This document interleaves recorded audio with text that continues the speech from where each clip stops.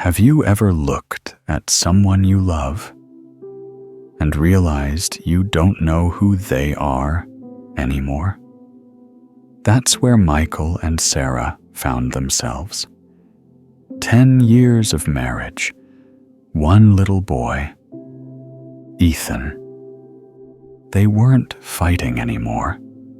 They were simply quiet. That quiet that doesn't feel peaceful, but hollow. So they decided to do something strange.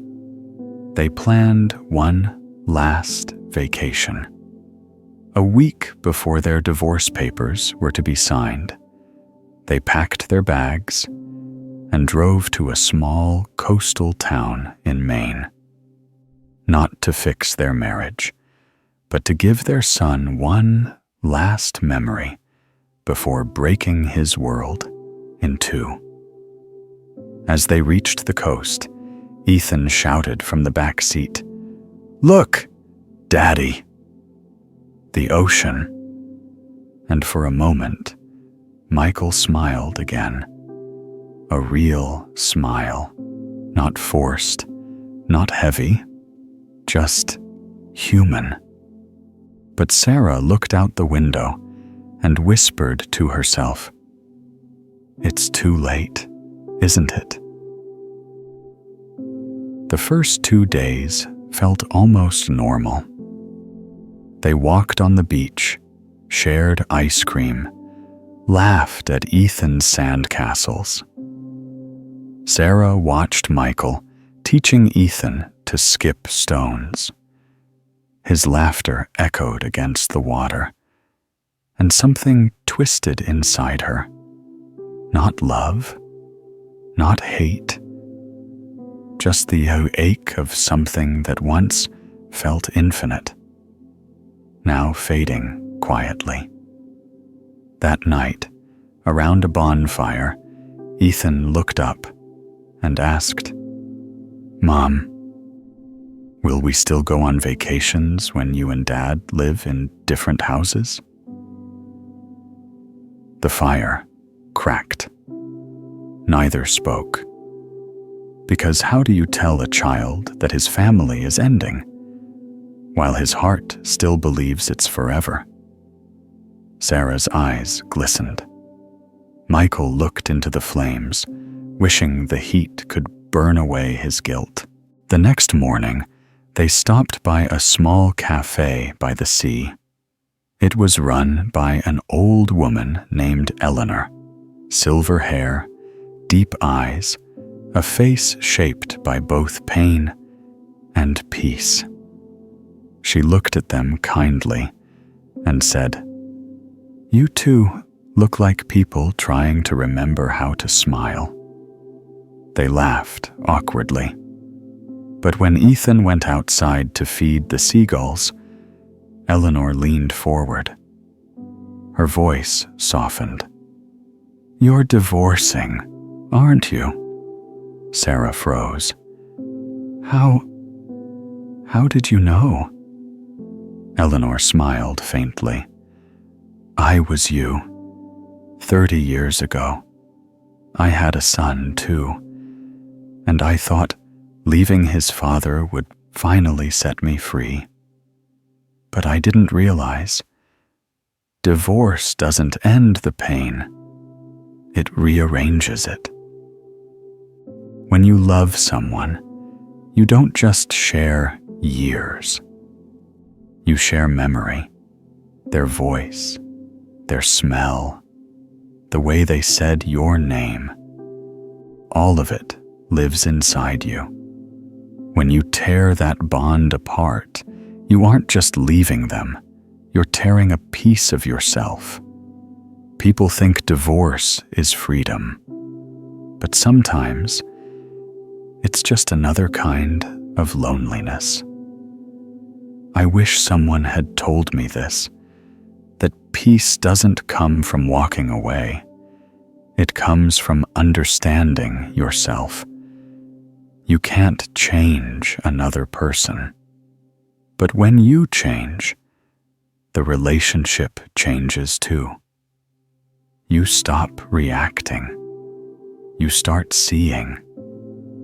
And sometimes that's enough to heal what's broken. Eleanor's eyes welled up. I kept waiting for my husband to change, to listen, to care. But I never asked myself what I was doing wrong. By the time I realized it, my son had stopped calling me Mom. He called me Eleanor. Every choice carries loss. If you stay, you lose what might have been. If you leave, you lose what once was.